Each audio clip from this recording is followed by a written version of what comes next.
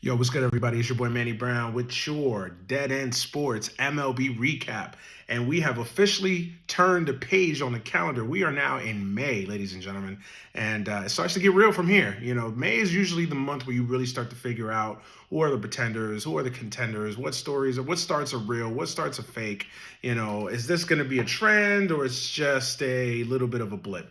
You know, so this month, usually in the old days, it used to be Memorial Days when you really got a good sense of what was real and what was fake. So this month is very important, man. This month is very important for what we're going to see for the coming season. And, there's a lot of storylines right now percolating in the sport. So I'll pick three that are really caught my eye that you should be paying attention to. First and foremost, the Chicago White Sox. Now, they had a good Sunday. They finally ended their 10-game losing streak. But can y'all believe that the Chicago White Sox, a team with a $180 million payroll, a team that has had a lot of hype and a lot of expectations now, really over the last 3-4 years, is 8-21. 8-21. Can y'all believe that? 8-21. They've gotten off to such a horrific start. Tim Anderson is on the DL. He's hurt. You know, their pitching hasn't been as good. Their offense has suffered. Now, they've had a lot of injuries, like I just recounted, but, this is a team that last year completely just flopped. Did not deliver on the huge expectations. And everything was blamed on Tony La Russa. They can't blame Tony La Russa this year. He's gone. He's retired. Like, that team just continues to just underperform. And I don't know what it is. They have a lot of guys that they've entrusted, a lot of guys that they've built around the Yoan Moncadas of the world, the Eloy Jimenez, while good players, but can never really stay on the field.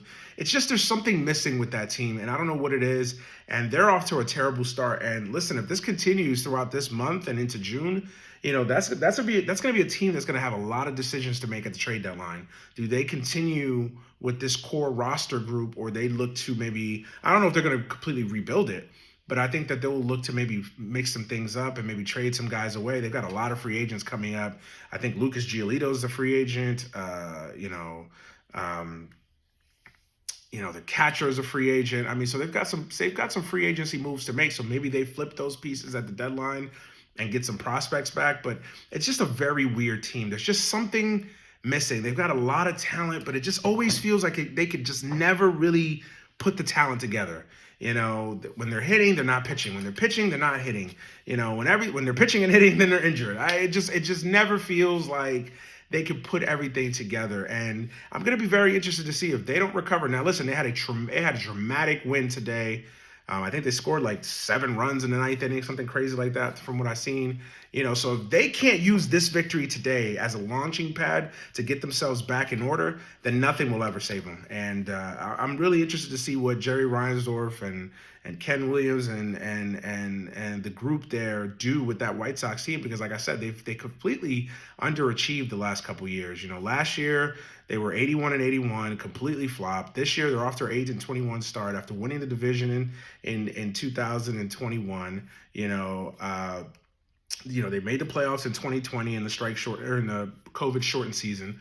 So, that was a team that was kind of trending up, and it was a sexy pick for a lot of people, and they just have not delivered. So I'm going to be very interested to see what Jerry Reinsdorf in the front office there does, and what decisions do they make. Do they bring this roster back next year, or maybe retool it a bit, or completely tear it down? They do have some free agents, like I said, so it's going to be very, very interesting. Next storyline, the hapless New York Yankees. Now, listen, I enjoyed, obviously, as a Met fan and as a Yankee hater, but it's going to be interesting to see what this Yankee team does. Aaron Judge is going to be out a while with a mild hip strain, so you can imagine he's going to be out for a few weeks. They're already without Giancarlo Stanton for a few weeks as well. He's hurt. Those are the two big guys in that lineup. The Yankees lineup, it's hard to believe that the Bronx Bombers, right? The Bronx Bombers, a team that is known for their offense and being a prolific offense, it's just a hapless offense, man. I mean, I think their 5 through 9 hitters are just completely terrible. They're struggling right now. I mean, I don't know, and I don't see relief in sight. Like I said, Giancarlo's on the injured list. Aaron Judge is on the disabled list as well. So I just don't see where the reinforcements are coming. They called up Jake Bowers and they added him to the major league roster, but I don't think that's gonna help. Maybe they call up the kid Dominguez that they have in AAA or in the minor leagues, but Volpe hasn't necessarily hit. I don't I don't know where the reinforcements are coming. I mean, maybe they go out and get a trade, but right now it seems like it's a little too early to kind of get a trade in for a bat. I don't think that they're going to be able to get a guy that's going to help them out right now. So this is their lineup. Donaldson looks washed. LeMahieu seems to be kind of back to what he was, but everybody else, Gleyber Torres, Gleyber Torres is a confusing player.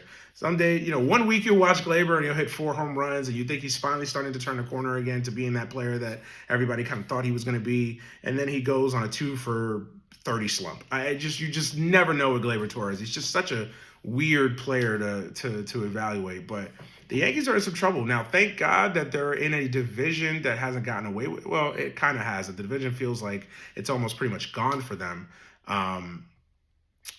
So who knows? Maybe the wild card is their only route. Thank God for the expanded playoffs. But the Yankees are in some trouble, man. If they're without Judge and Stanton for any prolonged period of time, and this offense continues to struggle the way that it has, I know their pitching's been great. Their pitching has been great. Cole is probably the front runner now for the AL Cy Young. So the pitching has been very, very good. But, I don't know how long they can hold on with just pitching in a porous offense like this, because I think they're just going to run into some trouble when they face off against the Rays, when they face off against the Orioles, who are the second best team in that division, probably the second best team in the AL right now. Who would have thought, the Baltimore Orioles? So, the Yankees are in some trouble. The Blue Jays have gotten off to a good start as well. Even the Red Sox. So that division is tough. So those teams are going to beat up on each other. And listen, they've got to have an offense that can compete, and they're in a division with teams with good offenses. The Orioles have a pretty good offense. The Rays have a pretty good offense. The Blue Jays, we all know about their offense. So I just don't know where the Yankees are going to get this offense from. I just don't know. Maybe they make a trade, like I said, but I just don't see it matriculating for them. And then the last thing is, the Mexico City series had a lot of highlights, man. We had a wild Mexico City series this weekend between the Padres and the Giants. But the highlight of that series is the return of Fernando Tatis. Now, he made his return last week. I believe it was on Thursday, if I'm not mistaken. Thursday or Friday, he made his return to the Padres lineup. He's going to be playing predominantly in the outfield. Obviously, he can't play shortstop with the signing of Xander Bogaerts. But this is going to be very interesting because, Fernando Tatis was on the cusp of being the guy, man. He was on the cusp of being the face of baseball. And for a lot of reasons, his own self-inflicted reasons, he's fallen from grace, man. Obviously, he had the steroid suspension, which, caused him to miss 80, the first, I think it was 50 plus games last year, plus the first 60 plus games last year, plus 20 plus games this year. So he was under suspension now. He's back. Maybe he can reclaim that place as one of the faces of baseball. We'll see. The guy is uber talented. There's never been a question of his talent.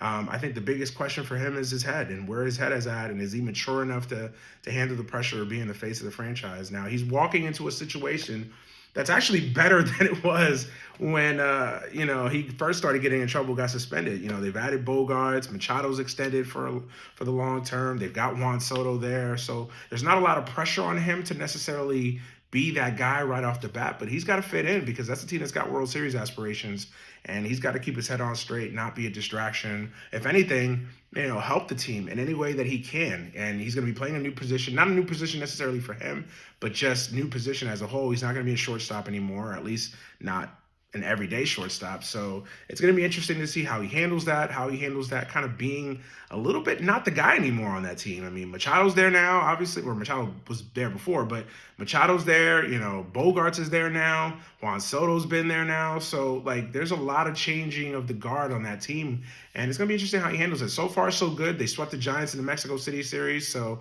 it looks like the Padres are starting to kind of get themselves fully formed again and are probably going to make the run. And, listen, they've probably got the most talented roster in the sport, and if, Tatis can just be a fraction of what he was, if he could even just be half of what he was, I mean, that team is sick. I mean, you talk about Soto, Bogaerts, Machado, Cronenworth, throw him into the mix. Yeah, and their pitching's pretty good. Their bullpen's, been pretty good.